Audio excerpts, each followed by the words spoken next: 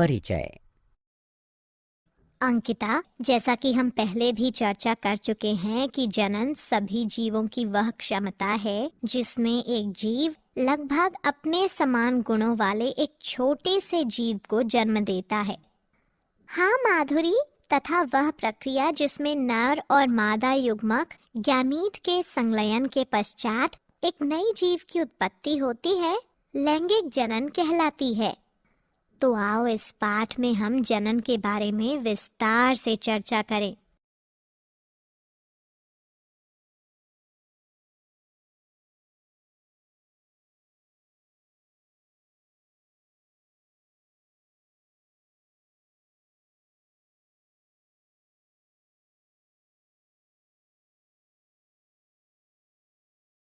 उद्देश्य।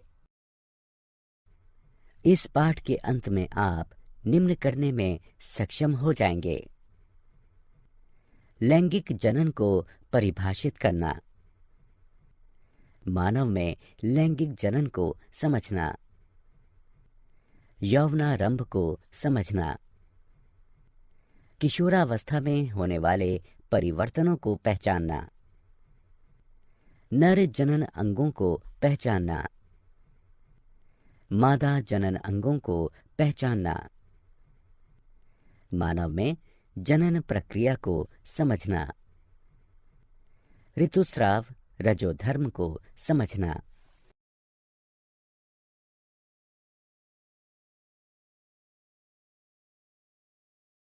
मानव में लैंगिक जनन। मनुष्य एक लिंगी या एकालिंगाश्रयी होते हैं। दो लिंग निश्चित बाह्य आकारिकी लक्षणों, जिन्हें द्वितीयक लैंगिक गुण कहते हैं, उसमें भी भिन्न होते हैं। इसे लैंगिक द्विरूपता कहते हैं। मानव में जनन अंग नर में वृषण और मादा में अंडाशय यौवनारंभ की प्राप्ति के पश्चात कार्य करना प्रारंभ कर देते हैं। यौवनारंभ या लैंगिक परिपक्वता। किशोरावस्था के दौरान यानी समय में यौवनारंभ लैंगिक परिपक्वता की वो अवधि है जिसमें जनन अंग सक्रिय हो जाते हैं। मानव नरों में लैंगिक परिपक्वता 13-14 वर्ष की आयु में, जबकि मादाओं में 10-12 वर्ष की आयु में प्रारंभ हो जाती है। वृषण और अंडाशय जीवन क्षमता वाले युग्मकों को उत्पन्न करते हैं तथा ये हार्मोनों जैसे नरों में वृषण द्वारा टेस्टोस्टेरोन और मादाओं में अंडाशय द्वारा एस्ट्रोजेन तथा प्रोजेस्टेरोन को भी स्रावित करते हैं।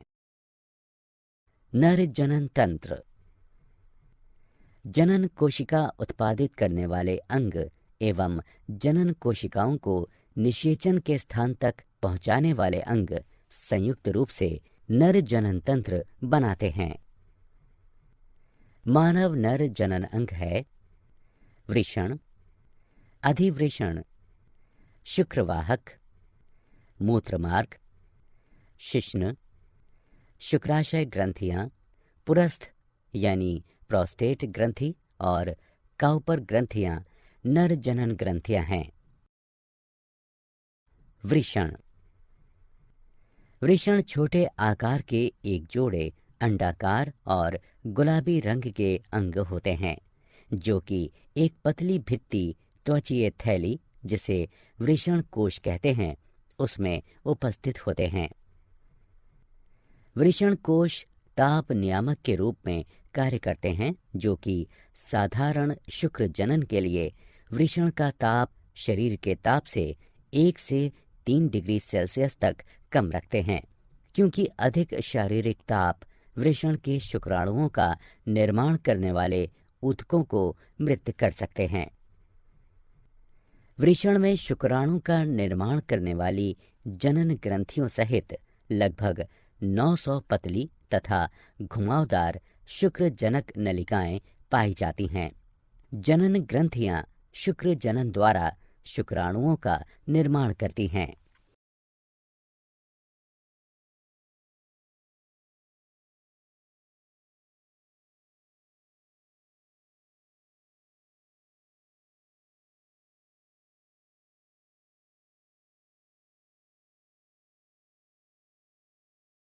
अधिवृषण यानी एपिडिडिमिस। अधिवृषण एक कुंडलीकृत नलिका जैसी संरचना है जो कि स्थायी रूप से वृषण से जुड़ी होती है और शुक्राणुओं के भंडार गृह की भांति कार्य करती है, जहां पर कि शुक्राणु परिपक्व और गतिशील हो जाते हैं। शुक्रवाहक। शुक्राणु एक लंबी नलिका जिसे शुक्रवाहक कहते हैं, उसके द्वारा अंगों जिन्हें शुक्राशय ग्रंथियां कहते हैं उनमें ले जाए जाते हैं, जहां पर शुक्राणुओं को पोषण मिलता है तथा वे संग्रहित किए जाते हैं। मूत्र मार्ग। मूत्र मार्ग भी लंबी संकरी और नलिकादार संरचना है।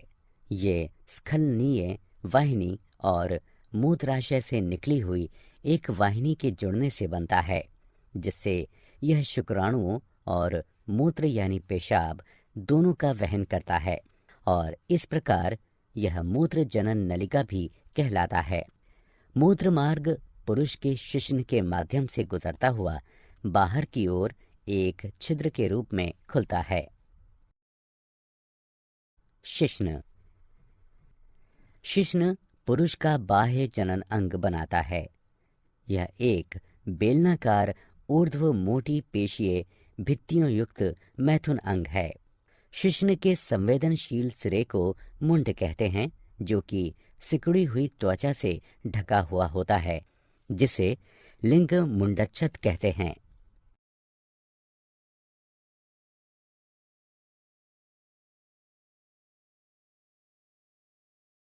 नर जनन ग्रंथियां। नर में 3 प्रकार की जनन ग्रंथियां पाई जाती हैं। शुक्राशय ग्रंथियां, पुरस्थ यानी प्रोस्टेट ग्रंथियां और काउपर ग्रंथियां। शुक्राशय ग्रंथियां एक जोड़ी पतली भित्ति युक्त पेशीय लंबी पुट्टियां यानी सैक होती हैं, जो कि शुक्राणुओं के पोषण के लिए तरल स्रावित करती हैं। पुरुस्थ यानी प्रोस्टेट ग्रंथि एक एकाकी दीर्घाकार तथा पलिरूपित ग्रंथि है, जो कि मूत्राशय के बिल्कुल नीचे स्थित होती है। यह तरल स्रावित करती है, जो कि मूत्र मार्ग में मुक्त किया जाता है। काउपर ग्रंथियां एक जोड़ी सफेद मटर के बीज के आकार की ग्रंथियां हैं, जो कि शिश्न के आधार पर उपस्थित होती हैं। यह क्षारीय वीर्य का स्रावण करती हैं, जो कि मूत्र की अम्लता को उदासीन करता है तथा शुक्राणुओं को सक्रिय करता है और शुक्राणुओं को पोषण प्रदान करता है। शुक्राणु। पुरुष शुक्राणु अति सूक्ष्म, गतिशील और कशाभीय युग्मक होता है। यह शीर्ष, मध्यखंड और एक कंपनशील पूंछ का बना होता है। यह अंडाणु के साथ संलयित होता है और जनक जीन को संतति तक पहुंचाता है। मादा जनन तंत्र।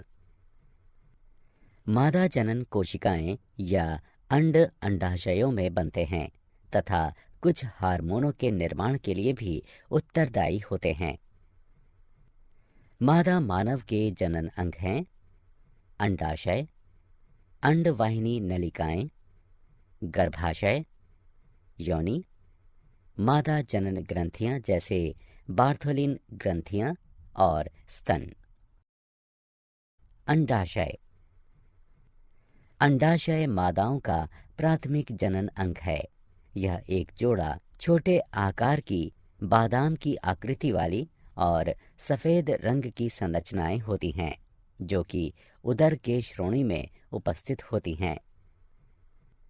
आंतरिक रूप से प्रत्येक अंडाशय बहुत संख्या में अपरिपक्व प्राथमिक या अंडाशय पुटक के साथ होते हैं।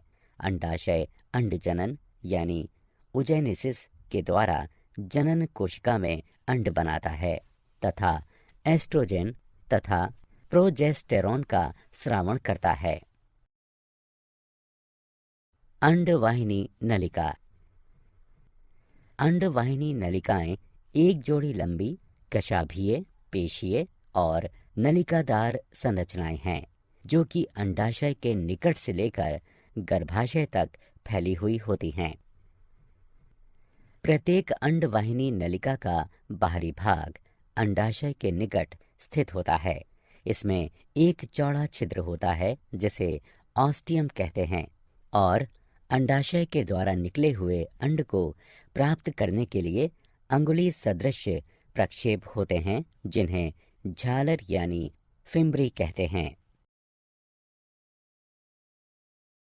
गर्भाशय। गर्भाशय एक बड़ी पेशीय आकार की तथा नाशपाती सदृश संरचना है जो मूत्राशय और मलाशय के बीच श्रोणि में उपस्थित होता है और अंतररोपण यानी इम्प्लांटेशन, अपरान्यास और गर्भ यानी फीटल के विकास के लिए उत्तरदायी होता है। इसका आंतरिक स्तर अत्यधिक संवहनीय और ग्रंथिल होता है तथा गर्भाशय ग्रीवा कहलाता है जो कि योनि में खुलता है। योनि। योनि एक लंबी पेशीय नलिकादार संरचना है जो कि गर्भाशय की ग्रीवा से पीछे तक फैली हुई होती है तथा योनि छिद्र द्वारा अंत में प्रकोष्ठ यानी वेस्टिबुले में खुलती है। मैथुन के दौरान जब वीर्य योनि में मुक्त होता है तो यह मैथुन यानी संयोजन गुहा की तरह कार्य करती है और शिशु के जन्म के दौरान शिशु इसमें से ही होकर गुजरता है, इसलिए यह जन्म गुहा की भांति भी कार्य करती है। मनुष्यों में लैंगिक जनन की प्रक्रिया। नर युग्मक या शुक्राणु अति सक्रिय तथा गतिशील होते हैं जो गर्भाशय ग्रीवा के द्वारा गर्भाशय में गति करते हैं और अंडवाहिनी नलिकाओं में पहुंच जाते हैं। अंडवाहिनी नलिका में केवल एक शुक्राणु ही अंडाणु के साथ संलयन करके युग्मनज यानी जाइकोट बनाता है। इसे निषेचन कहते हैं। यह केवल अंडोत्सर्ग काल के दौरान शुक्राणु अंडवाहिनी नलिका में प्रवेश करने पर ही होता है। अंडवाहिनी नलिका में युग्मनज यानी जाइकोट का भ्रूणीय परिवर्तन यानी विकास तुरंत प्रारंभ हो जाता है तथा सगर्भता यानी गर्भावस्था शुरू हो जाती है, जबकि ऋतुस्राव यानी रजोधर्म बंद हो जाता है। भ्रूण गर्भाशय में पहुंचने के लिए नीचे चला जाता है। गर्भाशय की मोटी भीतरी परत में भ्रूण का अंतः स्थापित होना ही अंतरोपण कहलाता है।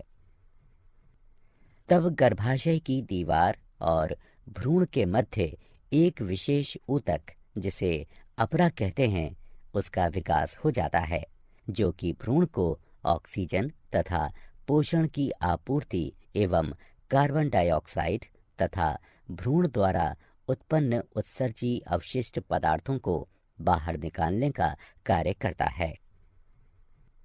गर्भाशय के अंदर गर्भ यानी फीटल के विकास से लेकर बच्चे के जन्म की अवधि को गर्भावधि यानी जेस्टेशन कहते हैं। गर्भावधि यानी जेस्टेशन के अंत पर पूर्ण विकसित गर्भ यानी फीटल को जन्म देने की प्रक्रिया को प्रसव यानी पार्ट्यूरेशन कहते हैं। मां के शरीर के अंदर बच्चे के विकास की प्रक्रिया में लगभग 9 महीने का समय लगता है।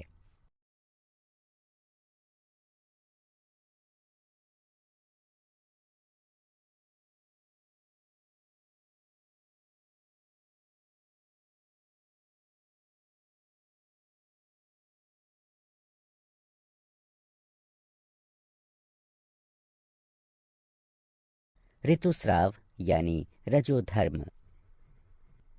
रक्तवाहिका के साथ योनि से रक्तस्राव के रूप में गर्भाशय की मोटी और मुलायम आंतरिक दीवारों के टूटने तथा हटने को ऋतुस्राव यानी रजोधर्म कहते हैं।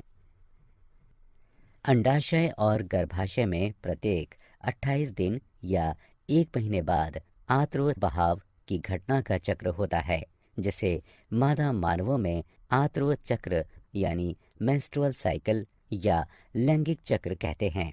यह चक्र 2 से 8 दिनों तक चलता है।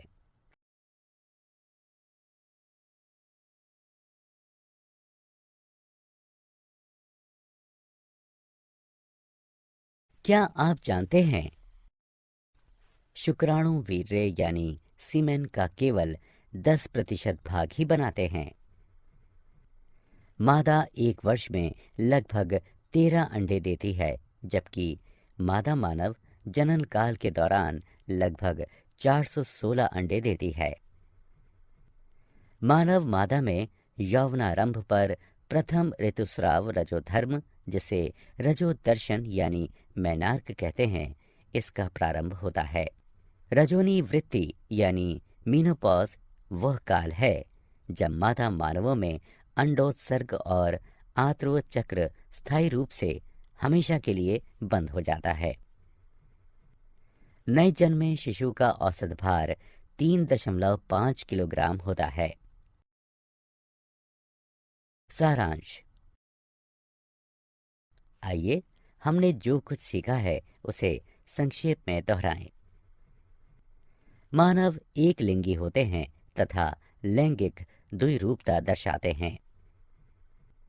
नर जनन तंत्र वृषण, अधिवृषण, शुक्रवाहक, मूत्रमार्ग और शिश्न से मिलकर बनता है। शुक्राशय ग्रंथियां पुरुस्थ यानी प्रोस्टेट ग्रंथियां और काउपर ग्रंथियां नर की सहायक जनन ग्रंथियां हैं। मादा जनन तंत्र अंडाशय, अंडवाहिनी नलिका, गर्भाशय, योनि और भग से मिलकर बनता है। बार्थोलिन ग्रंथियां और स्तन मादाओं की सहायक जनन ग्रंथियां हैं। आर्तव चक्र के अंतर्गत अंडाशय में होने वाले चक्रीय परिवर्तन और जनन काल के दौरान मादा जनन क्षेत्र में होने वाले परिवर्तन सम्मिलित हैं। यह चक्र लगभग 1 माह में पूरा होता है। यह 4 प्रावस्थाओं पुटक प्रावस्था, अंडोत्सर्ग प्रावस्था, स्रावी प्रावस्था और आर्तव प्रावस्था से मिलकर बना होता है। यह यौवनारंभ पर प्रारंभ होता है और रजोनी वृत्ति यानी मीनोपॉज पर पूर्ण रूप से बंद हो जाता है।